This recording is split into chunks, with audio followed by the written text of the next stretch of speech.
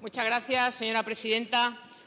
Señor diputado, el Gobierno trabaja cada día para que en España se cree empleo y mejor empleo, empleo de calidad. Le decía a su compañera que hoy en España se crean 2.100 empleos al día, algo que no ocurría cuando llegamos al Gobierno, que se destruían 1.500 empleos cada día. Hemos recuperado la mitad del empleo destruido por la crisis y nos queda mucho camino por recorrer. Pero también le quiero decir una cosa. Hoy en España 3 de cada 4 personas que trabajan tienen un empleo indefinido, el 75%, 7 puntos más que al inicio de la crisis. Aspiramos a seguir aumentando esa cifra de estabilidad del empleo entre todos, también en el diálogo social. Muchas gracias, señora presidenta. Muchas gracias. Señor Garzón. Sí, señora ministra, yo creo que no es necesario que nos engañemos ni que torturemos las estadísticas. Todos vivimos en nuestra realidad, en nuestros barrios, con nuestros vecinos, amigos, nuestras propias vidas. La reforma laboral que aprobó el Partido Popular no era una reforma para crear empleo, era una reforma para desguazar el empleo existente, era una reforma para que la precariedad pudiera extenderse y lo ha conseguido. Solo hay que atender a los datos. Solo esos datos de lo que hoy está sucediendo. Hoy casi 1 de cada 2 españoles cobra menos o ingresa menos de 900 euros. Casi 1 de cada 3 españoles ingresa menos de 300 euros. Y, señora ministra, yo no le hablo de números, yo no le quiero hablar de abstracciones, le hablo de vidas. Me imagino que usted es consciente de que es imposible formar y sostener una familia con 300 euros al mes. Es imposible pagar los pañales, es imposible pagar los libros de texto, es imposible siquiera poder pagar las tasas crecientes en la universidad. Usted puede intentarlo, verá cómo no lo consigue, verá cómo los proyectos de vida se están quebrando por las políticas que ustedes están aplicando. Solo hay que darse cuenta de lo difícil que es para tanta gente, cómo crecen los gastos, cómo crecen los precios, los medicamentos, los bienes fundamentales para poder vivir y la incapacidad con unos ingresos menguantes para sostenerlos. No es una cuestión meramente laboral, es una cuestión que se extiende a todo. Usted podrá imaginar lo que significa ir a un supermercado y tener que comprar las marcas más baratas, la comida más grasienta, la comida más nociva. Usted ha sido durante un tiempo ministra de Sanidad, entenderá de qué le estoy hablando. Y usted sabrá también que en nuestro país, ahora mismo, es fácil distinguir a un crío, un chaval, una chavala de clase popular de una de clase alta. Solo hay que mirarle los dientes, porque la familia no tiene capacidad para pagar las ortodoncias y todo lo que no está cubierto por la Seguridad Social, porque está ingresando 300 euros al mes si tiene suerte, porque es 1 de cada 3.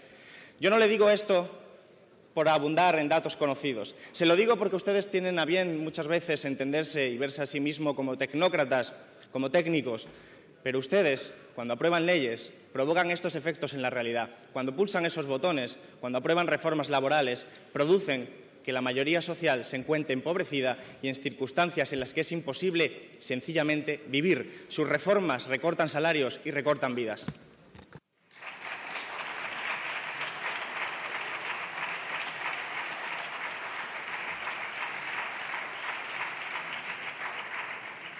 Señora ministra.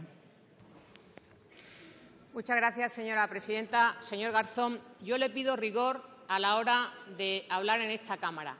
Mire, en España el salario mínimo es de 655 euros. Nadie cobra por debajo de ese salario en España porque sería ilegal. Y yo le invito, si es así, a denunciarlo. A lo que usted se refiere, tranquilidad, tranquilidad. Salario mínimo interprofesional, 8 horas al día, 40 horas a la semana. Nadie cobra menos de 655 euros.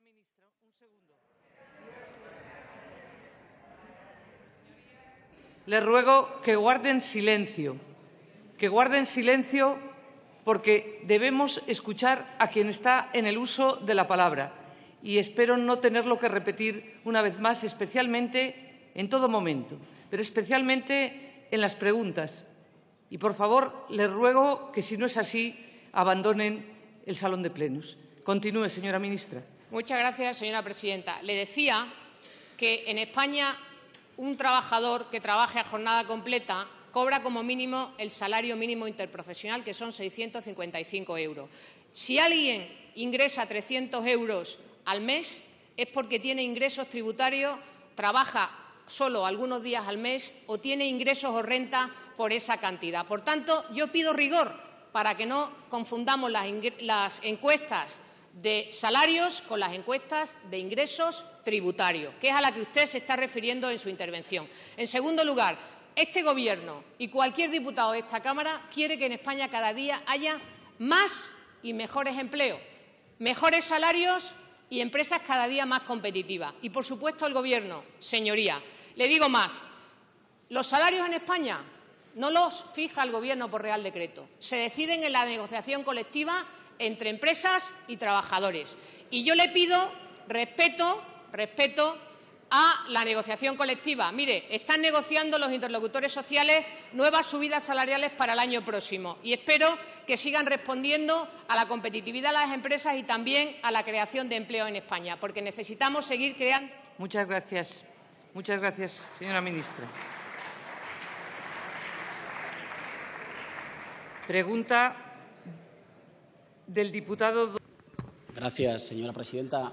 Señor ministro Montoro, hemos venido conociendo en las últimas semanas, en los últimos días, diferentes rumores y declaraciones contradictorias, así que aprovechando que se estrena en el control parlamentario esta legislatura, que nos ha costado en esta Cámara, me gustaría preguntarle si es verdad que el Gobierno plantea la reducción del techo de gasto por importe de 3.000 millones, de al menos 3.000 millones de euros. Gracias. Muchas gracias. Señor ministro. Gracias, señora presidenta. Señor Errejón, también me parece efectivamente muy útil, muy apropiada la pregunta que me formula y es sencilla de responder, aunque siempre esto de las cifras ya sabe que no es fácil en términos parlamentarios, pero verá. En relación con el crédito inicial del presupuesto de 2016, el Gobierno aprobó la no disponibilidad de 2.000 millones de euros en este ejercicio 2016. Por tanto, 2.000 millones que no gastamos, que ahorramos. Después decidimos cerrar ese presupuesto a mitad de año, con lo cual ahorramos otros 1.000 millones más. Y junto al ahorro procedente de los intereses de la deuda pública, que afortunadamente estamos consiguiendo en nuestro país, ya suman 5.000 millones más. Por tanto, el crédito inicial del presupuesto 2016 hemos ahorrado sin reducir prestaciones sociales, sin afectar al gasto social, 5.000 millones. Por tanto, esos 5.000 millones menos debe ser el punto de partida para hacer el límite de gasto del Estado en este ejercicio nuevo que empezamos, porque lo hemos ahorrado y necesitamos seguir ahorrándolo cara al futuro para cumplir ese objetivo de déficit. Señor Errejón, también mostrarle la mejor disposición para que podamos hablarlo en términos también de negociación con su grupo político sobre el proyecto de presupuestos para el año próximo. Gracias, señora presidenta. Muchas gracias, señor Errejón.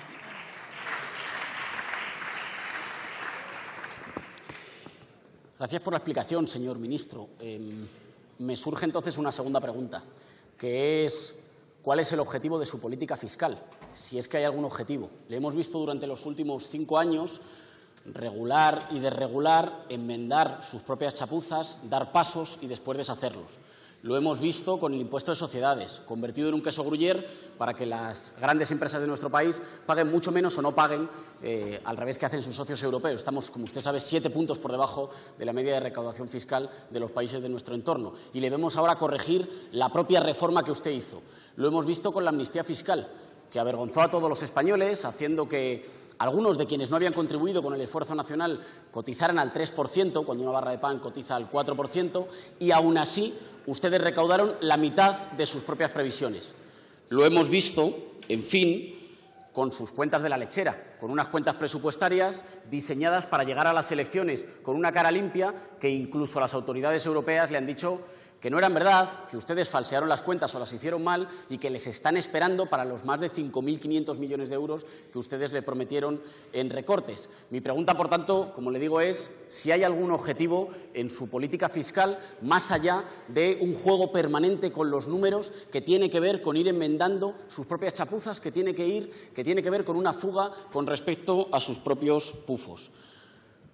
Una advertencia o una recomendación parlamentaria, si me lo permite, y una aseveración. La recomendación parlamentaria es que trate mejor a sus socios de investidura, porque corrigiéndoles continuamente les deja en una permanente mala posición y así le van a durar muy poquito. Y la aseveración es que las cosas se pueden hacer de otra forma. La propia AIREF ha dicho de manera muy clara que los recortes impiden el crecimiento. Incluso la OCDE ha dicho que los recortes van contra el crecimiento. Ustedes hablan de un techo de gasto, nosotros le queremos hablar de un suelo de ingresos. Inviertan ustedes. Muchas gracias. Muchas gracias. Muchas gracias, señor Errejón. Señor Errejón, muchas gracias. Señor ministro. Gracias, señora presidenta. Muchas gracias, señor Errejón, por las recomendaciones sobre cómo tratar a socios en el Parlamento. Es decir, muchas gracias. También trasladarle que si ustedes mantuvieran la palabra dada, cada vez que se negocia, se adquiriría más seriedad y más rigor las propias negociaciones políticas que se hagan a través de las relaciones con el Gobierno. Me refiero también en el ámbito municipal, me refiero en todos los ámbitos, ¿no? Pero no son los miembros de Podemos los que mejor se caracterizan a la hora de mantener su palabra, ¿eh?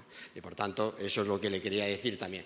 Y la política fiscal sirve para dos cosas, para financiar correctamente los servicios públicos y para promover la creación de empleo en España. Eso es lo que estamos consiguiendo con esta política fiscal, que tengamos servicios públicos a nivel de país desarrollado, como afortunadamente es España, y que cada vez más españoles tengan más oportunidades de trabajo. Muchas gracias, señor ministro.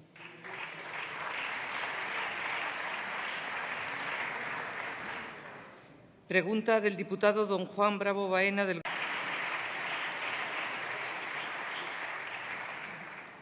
Pregunta del diputado don Albert Rivera Díaz del Grupo Parlamentario Ciudadanos al señor presidente.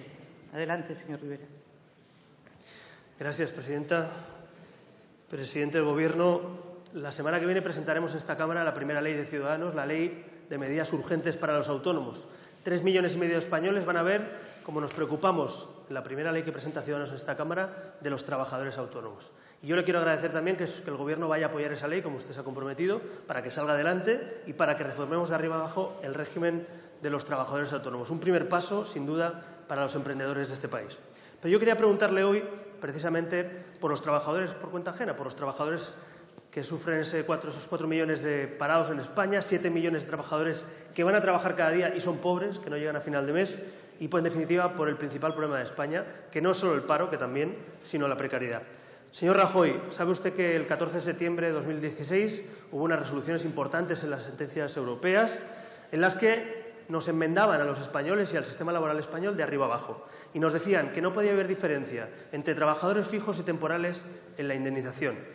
Señor Rajoy, yo le pregunto, ¿qué va a hacer el Gobierno de España de manera urgente para adaptarse a la legislación europea y cumplir esas sentencias y proteger los derechos de los trabajadores temporales en nuestro país? Muchas gracias. Señor presidente del Gobierno.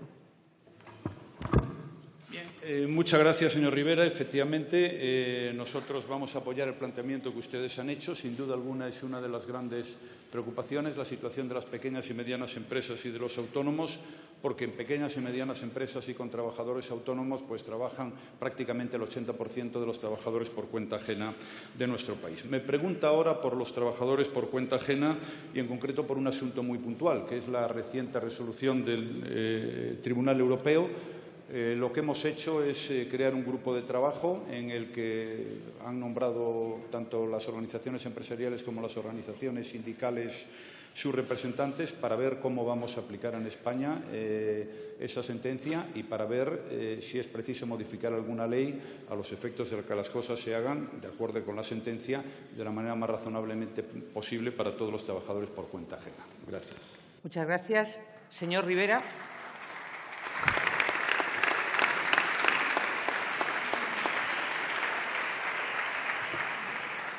Gracias. Mire, presidente, dice esa sentencia que la situación de precariedad de los trabajadores temporales no puede ser permanente. Es decir, uno de los casos es una trabajadora en un hospital de Madrid que encadenó 8 contratos temporales seguidos. Curiosamente, quien más precariza el empleo en España es la Administración pública y no puede ser.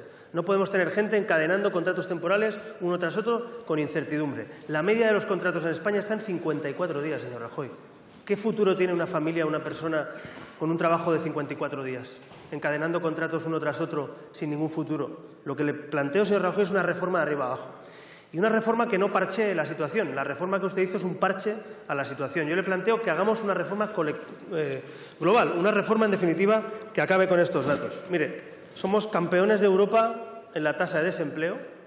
España está a la cabeza junto a Grecia y con Polonia en precariedad. Señor Rajoy, yo no me quiero conformar con ser campeón de Europa de paro ni de precariedad. Y le pido, por favor, que de manera urgente abordemos conjuntamente la reforma del mercado laboral, porque ni el PSOE ni el PP en los últimos 30 años han sido capaces. Ha sido un auténtico fracaso nuestro modelo y creo que ha llegado el momento de modernizar el sistema laboral español.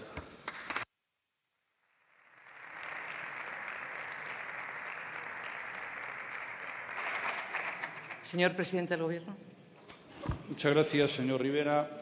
Yo no pretendo poner ningún parche. Yo lo que pretendo es que las decisiones que se adopten por parte del Gobierno y de esta Cámara estén lo más justificadas posibles. Y por eso me pareció lo más sensato y razonable encargar a un grupo de personas, designados no por mí, sino por distintas organizaciones empresariales y sindicales, para que nos hagan un planteamiento tanto al Gobierno como, si quieren, a esta Cámara para resolver este asunto y dar una solución a la sentencia del Tribunal Europeo. Por otra parte, usted no quiere ser campeón de paro ni de precariedad y yo tampoco.